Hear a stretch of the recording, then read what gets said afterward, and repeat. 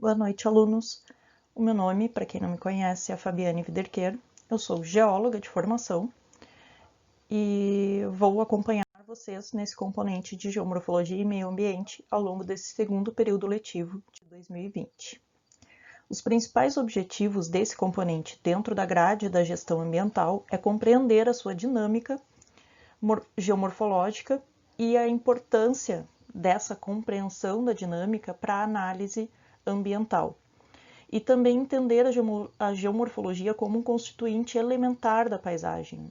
A paisagem ela é composta, ela é formada pela interação do seu potencial natural, né? São os elementos abióticos que modificam essa paisagem, que é a tectônica, o clima, a hidrologia, o próprio relevo, os componentes bióticos, né, que é como a fauna, a flora interage e modifica essa paisagem, e também a apropriação cultural, a modificação já realizada pelo homem como um forte agente modificador da paisagem e todas as intervenções que a gente faz na paisagem para adequar ela ao nosso modelo de vida, né, a nossa visão de conforto frente ao meio ambiente. A metodologia de ensino que eu vou adotar ao longo desse semestre vai ser inteiramente remoto, né? E a plataforma de aprendizagem única é o Moodle. Todos os trabalhos devem ser entregues através da plataforma, todos os contatos, questionamentos, perguntas, pelo e-mail institucional ou pela plataforma do Moodle. Eu farei uso de algumas atividades síncronas que poderão ser realizadas pelo Big Blue Button ou pelo Google Meet, o que for mais conveniente ao longo do semestre. Essas atividades síncronas valem presença e elas poderão ser gravadas para serem disponibilizadas depois. E também farei uso de atividades assíncronas, né? Eu vou passar o conteúdo através de várias metodologias de ensino e terá uma atividade que, além de valer nota, vai valer a presença desde que entregue dentro do prazo. O prazo estabelecido é um dia útil, né, um dia antes do próximo encontro agendado. Então, como nós nos encontramos às sextas, o prazo de entrega das atividades vai ser sempre até a quinta-feira, meia-noite. E a frequência vai ser contabilizada, então, pela entrega dessas atividades. Farei também 3 testes avaliativos, tá? Esses testes avaliativos têm um peso colocado lá. Eles deverão ser realizados com um tempo de execução definido, mas eles não terão um horário agendado. Então, vocês definem, né, cada um de vocês pode definir em qual horário terá tempo para se dedicar e se concentrar no teste avaliativo e responder as perguntas. O teste avaliativo pode ter perguntas de marcar, perguntas seguindo os modelos disponíveis no Moodle e pode ter questões dissertativas, tá? Nas questões dissertativas, eu não vou aceitar respostas iguais. Em caso de resposta igual entre duas pessoas, né, dentro do mesmo ambiente, dentro da mesma questão, respostas idênticas serão anuladas para os dois. Independente de quem fez e quem copiou, os dois terão a nota anulada. Então, o cronograma das aulas, esse primeiro encontro é para apresentar esse plano de ensino, a metodologia de aula, avaliação, como vai funcionar esse componente e também apresentar uma introdução sobre por que esse componente é importante para o gestor ambiental. E na sequência a gente vai ter vários conteúdos, tá? Sempre vai ter um conteúdo, uma atividade e está descrito ali a data, o conteúdo que vai ser abordado e a atividade que vai ser realizada e quanto essa atividade vale no somatório da nota, tá? Então tem 3 avaliações ali agendadas com as datas, né? Lembrem, a avaliação sempre se refere ao conteúdo do bloco, então da primeira aula até o dia 16 de outubro é o conteúdo da primeira avaliação de conteúdos. Todo o conteúdo que vem depois da primeira avaliação de conteúdos até a véspera da segunda avaliação cai na segunda avaliação de conteúdos. Então, as avaliações elas não são cumulativas, elas são referentes àquele bloco. E sempre o conceito 1, 2 e 3, será o resultado da soma dessas atividades realizadas ao longo do semestre, entregues dentro do prazo, e a nota obtida nessas avaliações realizadas, esses testes avaliativos. O conceito final é a média dos três. Caso alguém não atinja a média 6, um aproveitamento de 60% até o fim de semestre, terá a oportunidade de uma recuperação, e essa prova de recuperação, sim, é cumulativa, ela aborda todo o conteúdo do semestre, e a média, para ser aprovado, a média do semestre mais a nota da avaliação dividido por 2 tem que ser superior a 6, 60%. Tem uma série de referências bibliográficas que podem ser utilizadas para este componente. Não tenho nenhuma aqui agora para citar para vocês que esteja disponível em e-book, mas vocês podem se guiar por estes autores para procurar materiais de artigos e outros materiais que podem estar disponíveis na internet. Todos esses autores são confiáveis, e o material disponível gratuitamente na internet para consultar, ele é confiável, vocês podem usar esses materiais, esses artigos, para desenvolver as atividades das disciplinas. O atendimento discente, que eu estarei em frente ao computador com essa sala de aula aberta para atender vocês, é no Moodle, das sextas-feiras, às 16 às 18 horas e também no horário da aula. Mas vocês também podem mandar via fórum, via mensagem no Moodle, via e-mail institucional, mandar questões, pedir ajuda, agendar um horário para a gente conversar e explicar algum conteúdo que vocês tiveram mais dificuldade, tá? Então, sou bem aberta com relação a isso, vocês podem me procurar para a gente agendar um horário ou para eu tentar ajudar vocês por diálogo, tá? Então, só para dar uma introdução sobre por que é importante estudar geomorfologia na gestão ambiental, eu separei alguns exemplos de estudos ambientais que envolvem a questão da geomorfologia. Então, eu vou falar rapidamente sobre isso com vocês. O que é a geomorfologia, afinal? Se vocês forem desmembrar a palavra, geo significa terra e morfo significa forma.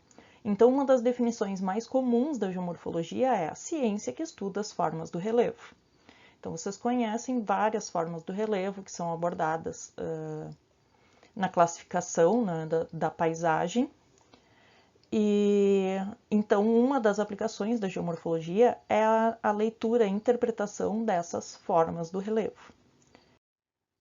Então, aqui como exemplo, a gente tem a paisagem de Tapes, que é um relevo mais plano, o rio que chega na Lagoa dos Patos, tem toda aquela paisagem praial, costeira, E aqui uma imagem de Sananduva, dessa região do norte do estado, que já tem vales mais profundos, um relevo mais acidentado, morros, E a cidade se desenvolvendo nas encostas e nos vales desses morros da melhor forma possível. Então, esse estudo das formas do relevo, ele pode se dar em várias escalas. Na escala local, como eu estava mostrando agora para vocês, naquela paisagem. Em escala estadual, como está sendo mostrado ali embaixo, um mapa de todo o Rio Grande do Sul. Então, Tapes está ali encostadinho na Lagoa dos Patos, na parte da planície costeira, um relevo mais próximo ao nível do mar, menos acidentado, enquanto Sananduva está lá no norte do estado, próximo à fronteira, próximo ao limite, com Santa Catarina, que tem um relevo mais acidentado, cotas mais altas, um relevo muito mais acima do nível do mar. Também a gente pode estudar a nível nacional, Então ali a gente vê o relevo do Rio Grande do Sul e em relação a todo o resto do país, A diferença que tem na paisagem. A nível continental, Então a nível continental a gente já consegue enxergar ali toda a borda oeste pela Cordilheira Andina, e isso influencia muito nas questões climáticas do país, Ter essa cordilheira na borda oeste. E a nível global, então, a paisagem. Toda a distribuição dos continentes, por que existem áreas continentais e áreas oceânicas? Por que existem essas grandes bacias, né, que reservam essa água oceânica? Por que existem pontos onde o relevo é muito maior, né? Quando a gente estuda aqui só o Rio Grande do Sul, parece que tem uma área com relevo alto no norte do estado, que seria equivalente aqui a Sananduva, principalmente lá para a região de Cambará, São José dos Ausentes. Mas quando a gente olha a nível mundial, parece que o Rio Grande do Sul não tem essa diferença de relevo no interior, porque existem lugares muito mais altos e lugares muito mais baixos do que essa diferença que a gente tem no Rio Grande do Sul. Então, o que forma, o que determina essas grandes formas do relevo? O que determina essas pequenas variações do relevo? Como esse relevo foi formado?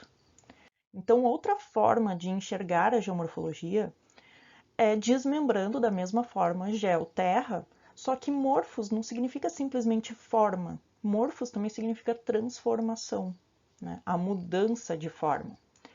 Então, a geomorfologia ela também estuda a dinâmica, essa transformação da superfície terrestre, resultante da interação entre atmosfera, litosfera, hidrosfera e biosfera.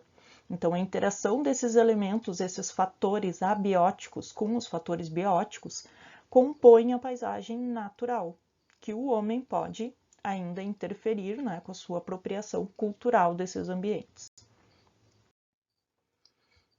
Então, dentro dessa dinâmica, tem várias coisas que a gente pode pensar e abordar, né? Uma delas, eu passei aqui também no link para a aula de hoje, para complementar a aula de hoje, um vídeo sobre a origem do nosso planeta, como surgiu o nosso planeta, como surgiu a vida no nosso planeta. Então, nesse vídeo, vocês vão observar que a maior parte da matéria, a maior parte dos elementos disponíveis na superfície terrestre foram agregadas no momento inicial de formação do planeta.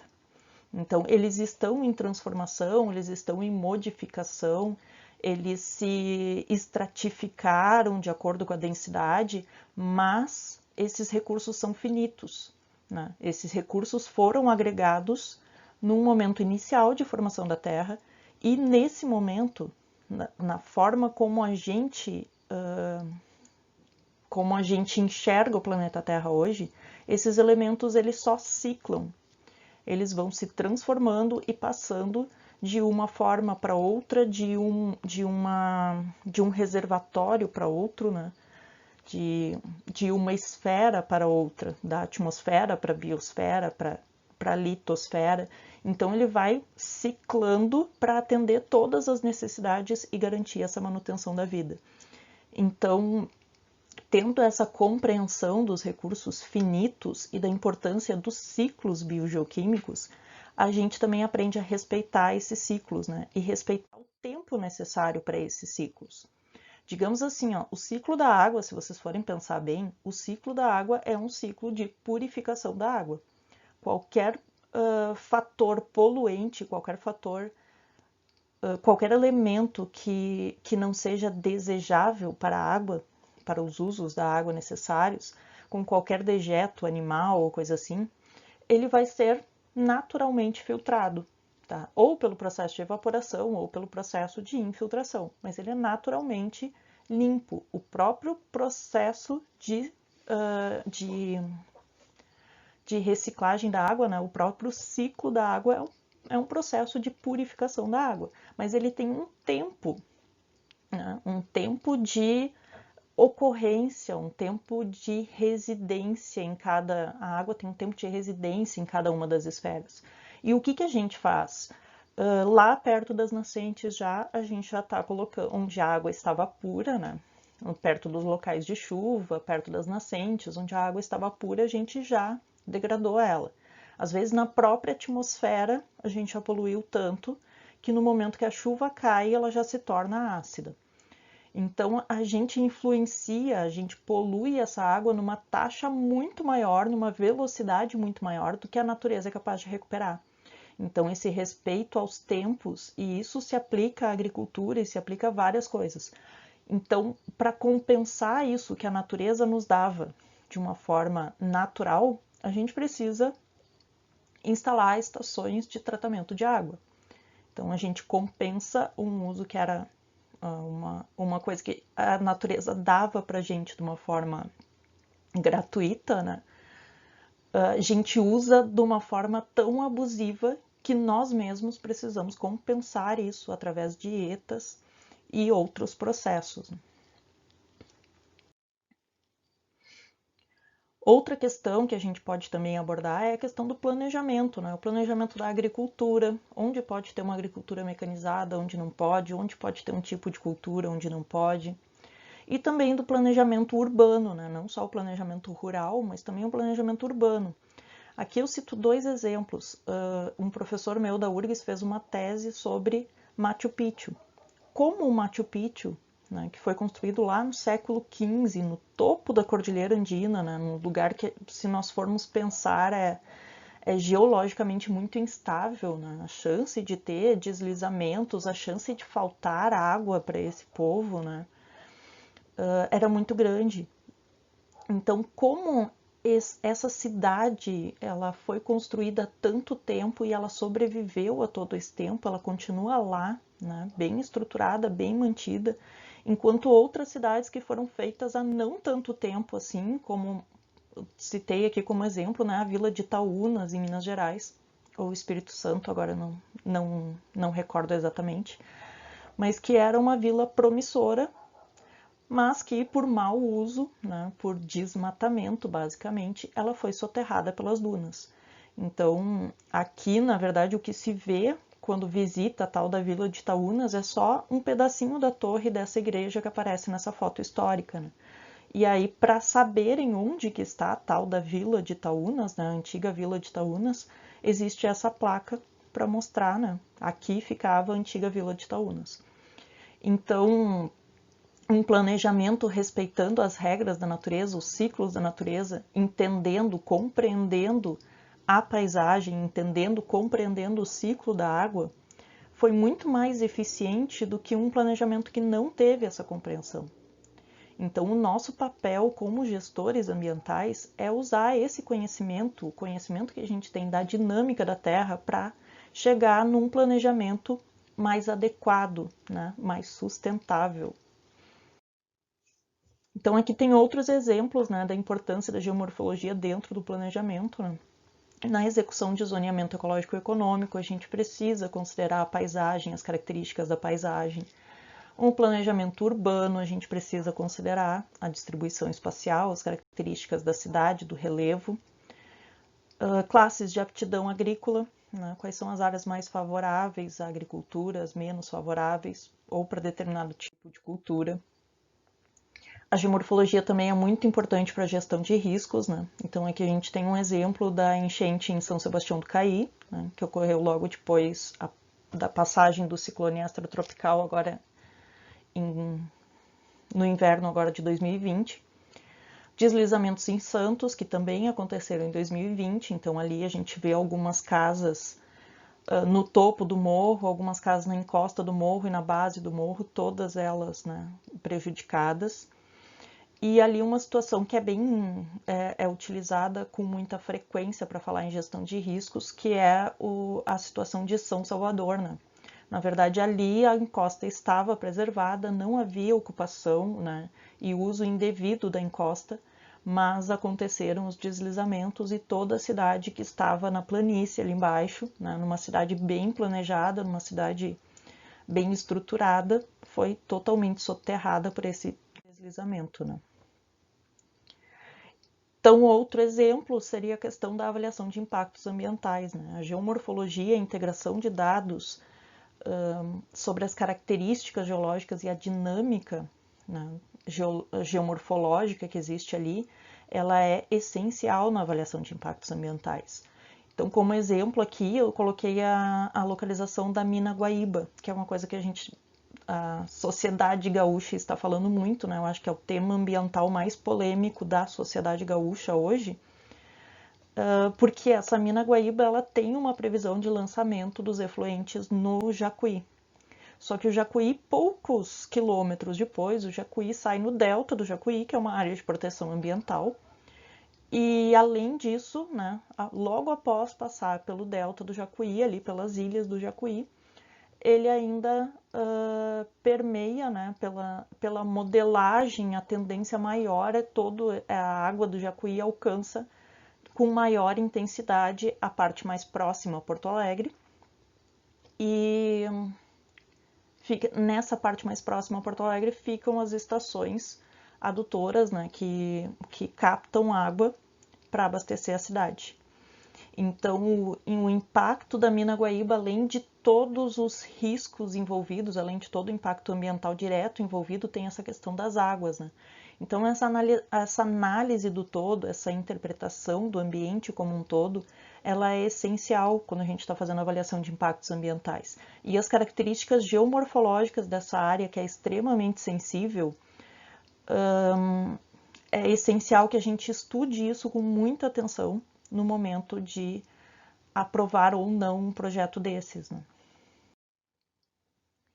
Então, a missão de vocês para hoje, aqui após essa discussão breve assim, sobre a importância da gestão ambiental, é aprender um pouco sobre essa dinâmica do planeta, como o planeta se formou, como ele evoluiu, para que vocês compreendam de uma forma mais fácil os conteúdos que a gente vai ver a partir de agora, né?